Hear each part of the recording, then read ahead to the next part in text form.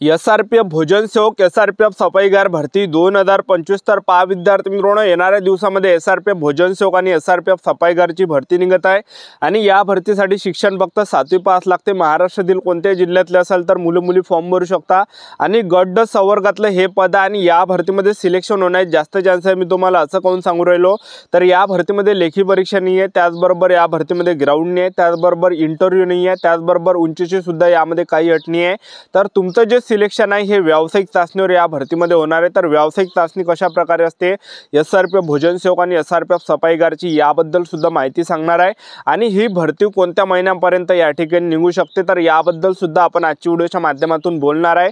संपूर्ण selection process मी तुम्हाला सांगणार आहे। वयोमर्यादा किती लागते, त्याचबरोबर यामध्ये सिलेक्शन आपलं कशा प्रकारे असते, निवड प्रक्रिया यामध्ये कशा प्रकारे, आणि तुमचं जर या भरतीमध्ये सिलेक्शन झालं तर पगार तुम्हाला 15,000 ते 47,600 पर्यंत भेटणार आहे। ठीक आहे, तर या भरतीची संपूर्ण निवड प्रक्रिया मी तुम्हाला सांगणार आहे। आणि ही भरती कधीपर्यंत येणार आहे याबद्दल सुद्धा आपण बोलणार आहे।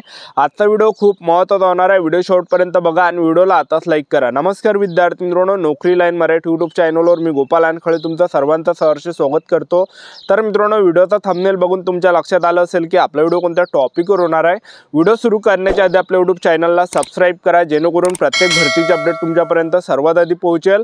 जास्त करून एसआरपीएफ भोजन सेवक आणि एसआरपीएफ सफाईगार भरतीच्या रिलेटेड जास्त व्हिडिओ आपल्या चॅनलवर अपलोड करत असतो। 10वी 12वी पास भरतीच्या रिलेटेड जास्त व्हिडिओ आपल्या चॅनलवर अपलोड करत असतो। ठीक आहे, तर या भरतीमध्ये शिक्षण फक्त 7वी पास लागते। महाराष्ट्रातील कोणत्याही जिल्ह्यातले असेल तर मुलं मुली फॉर्म भरू शकता। वयोमर्यादा जर विचार केला तर 18 ते 38 वर्षापर्यंत या भरतीमध्ये वयोमर्यादा आहे। आणि एससी कॅटेगरीसाठी 18 ते 43 वर्षापर्यंत यामध्ये वयोमर्यादा असते। फीचा जर आपण विचार केला तर खुला प्रवर्गासाठी यामध्ये 300 रुपये फी असते आणि मागासवर्गीयांसाठी 150 रुपये फी असते। ठीक आहे, आणि या भरतीमध्ये वर्दी सुद्धा असते, एक लक्षात ठेवा। आणि तुमचं जर सिलेक्शन झालं तर पगार तुम्हाला 15,000 ते 47,600 पर्यंत या ठिकाणी भेटणार आहे। या अगोदर जे आहे एसआरपीएफ भोजन सेवक आणि एसआरपीएफ सफाईगार या भरतीचा जे आहे शासन निर्णय आलेला आहे, तर मी तुम्हाला या ठिकाणी स्क्रीनवर या ठिकाणी दाखवून देतो। गृह विभागाचा हा शासन निर्णय याच्या अगोदर या ठिकाणी आलेला आहे।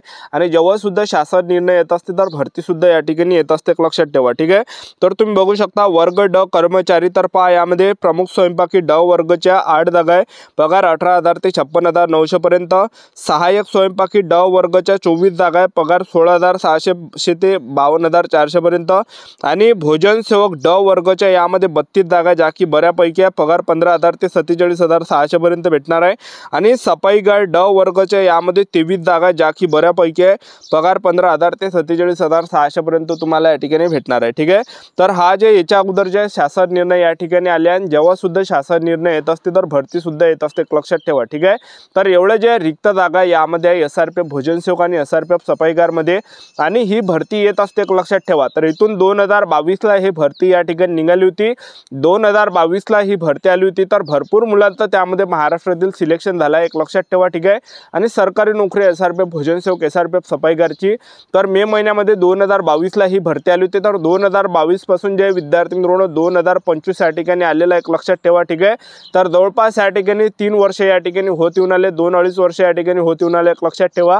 तर ही भरती जी आहे तुम्हाला यावर्षी सुद्धा, आता हे कधीपर्यंत ही भरती येणार आहे, तर जवळपास यावर्षी सुद्धा तुम्हाला मे ते जून महिन्यापर्यंत जे हे एसआरपीएफ भोजन सेवक आणि एसआरपीएफ सफाईगारची भरती या ठिकाणी निघू शकते। 2022ला सुद्धा मे महिन्यात ही भरती आली होती आणि त्यावेळेस सुद्धा जवळपास जे विद्यार्थी मित्रांनो त्यावेळेस जे बऱ्यापैकी जागांसाठी ते 2022ला भरती आली होती, एक लक्षात ठेवा। आणि महाराष्ट्रातील सर्व गट क्रमांकामध्ये ते भरती आली होती आणि त्यामध्ये महाराष्ट्रातील सर्व जिल्ह्यांची मुलं या ठिकाणी फॉर्म भरू शकतात, एक लक्षात ठेवा। ठीक आहे, तर यावर्षी सुद्धा हे जवळपास मे ते जून महिन्यापर्यंत या ठिकाणी भरती निघण्याची दाट शक्यता आहे।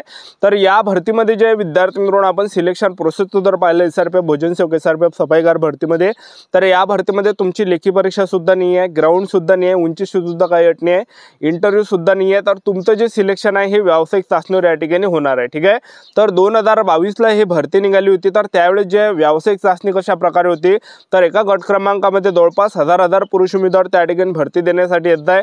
आणि त्या ठिकाणी महिला उमेदवारांची जर आपण संख्या पाहिली तर जवळपास 1-2 महिला उमेदवार त्या ठिकाणी यायचे। तर महिला उमेदवारांचं जास्त यामध्ये सिलेक्शन होण्याचे जास्त चान्सेस आहे एसआरपीएफ भोजन सेवक आणि एसआरपीएफ सफाईगारमध्ये, कारण की महिला उमेदवारांना स्वयंपाक सुद्धा बनवता येते आणि महिला उमेदवारांमध्ये जास्त कॉम्पिटिशन नसते, महिला उमेदवार खूप कमी त्या ठिकाणी येते। पुरुष उमेदवार सरी जास्त येते एक लक्षात ठेवा, पण महिला उमेदवार खूप कमी त्या ठिकाणी येते। ठीक आहे, तर आपण सिलेक्शन प्रोसेसचं जर पाहिलं SRPF भोजन सेवक SRPF सफाईगार भरतीमध्ये, तर या भरतीमध्ये जे विद्यार्थी मित्रांनो सर्वात अगोदर आपले डॉक्युमेंट व्हेरिफिकेशन त्या ठिकाणी घेतल्या जात असते एक लक्षात ठेवा।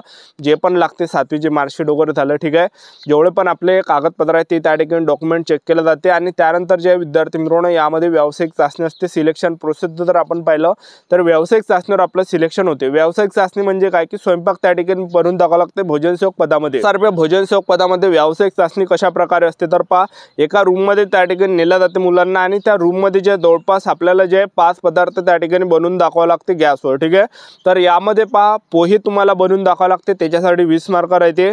त्याचबरोबर जे शिरा बनवून दाखवावं लागते त्याच्यासाठी सुद्धा 20 मार्क असते। त्याचबरोबर यामध्ये आपल्याला चपात्या बनवून दाखवावं लागते त्याच्यासाठी 20 मार्क राहते। त्याचबरोबर दाल तडका त्या ठिकाणी बनवून दाखवावं लागते त्याच्यासाठी सुद्धा 20 मार्क असते आणि त्याचबरोबर मिक्स भाजी सुद्धा त्या ठिकाणी बनवायला लावते त्याच्यासाठी सुद्धा 20 मार्क असते लक्षात ठेवा। ठीक आहे, तर हे 5 पदार्थ त्या ठिकाणी बनवून दाखवावं लागते। याला जे व्यावसायिक चाचणी म्हटलं जाते, ट्रेड टेस्ट त्या ठिकाणी म्हटलं जाते। तर व्यावसायिक चाचणीवरच यामध्ये सिलेक्शन होते लक्षात ठेवा। ज्या पण उमेदवारांना चांगल्या पद्धतीने त्या ठिकाणी स्वयंपाक केला आणि तो स्वयंपाक सुद्धा जवळपास 55 मिनिट त्या ठिकाणी दिला जाते आपल्याला। 55 मिनिटामध्ये हे 5 पदार्थ त्या ठिकाणी आपल्याला बनवून दाखवावं लागते। पोळ्या झालं, त्याचबरोबर जे शिरा झालं, त्याचबरोबर जे पोहे झालं, त्याचबरोबर दाल तडका झालं आणि मिक्स कोणती पण भाजी ते बनवायला लावणार आहे ते। ठीक आहे, तर हे 5ही आयटम जे आपल्याला जवळपास 55 मिनिटाच्या अंदर त्या ठिकाणी बनवून दाखवावं लागते। ज्यांनी सुद्धा चांगले या ठिकाणी चांगल्या पद्धतीने स्वयंपाक केला, चांगल्या पद्धतीने त्या ठिकाणी काम केलं, चांगलं त्या ठिकाणी चांगला स्वयंपाक त्या ठिकाणी केला तर त्यांना चांगले मार्क त्या ठिकाणी दिले जाते आणि त्यांचं सिलेक्शन त्या ठिकाणी होते लक्षात ठेवा। ठीक आहे, तर अशी जे व्यावसायिक चाचणी SRPF भोजन सेवक या भरतीची असते लक्षात ठेवा आणि यावरच आपलं या ठिकाणी सिलेक्शन होते। ज्यांनी चांगलं या ठिकाणी स्वयंपाक केला त्यांना जास्त मार्क दिले जाते आणि त्यांचं सिलेक्शन त्या ठिकाणी होते। ठीक आहे, आणि SRPF सफाईगारमध्ये जर आपण पाहिलं तर SRPF सफाईगारमध्ये सुद्धा अशीच कंडिशन आहे, पण सर्वात अगोदर डॉक्युमेंट व्हेरिफिकेशन त्या ठिकाणी केलं जात असते। ठीक आहे, डॉक्युमेंट व्हेरिफिकेशन केल्यानंतर त्या ठिकाणी जे आपल्याला एका रूममध्ये त्या ठिकाणी नेलं जाते आणि एका रूमची आपल्याला त्या ठिकाणी व्यावसायिक चाचणी आपल्याला करून दाखवावं लागते। तर व्यावसायिक चाचणी कशा प्रकारे असते SRPF सफाईगारची तर पहा, पहिलं जे असते यामध्ये रूम साफ करणे, रूम साफ करायला त्या ठिकाणी लावते आणि त्याच्यासाठी 35 मार्क असते। ठीक आहे, आणि त्याचबरोबर दुसरं यामध्ये प्रसाधन गृह साफ करणे याच्यासाठी सुद्धा 35 मार्क असते आणि तिसरं यामध्ये कचरा साफ करणे, झाडू मारणे याच्यासाठी सुद्धा 30 मार्क राहते। तर हे झाले किती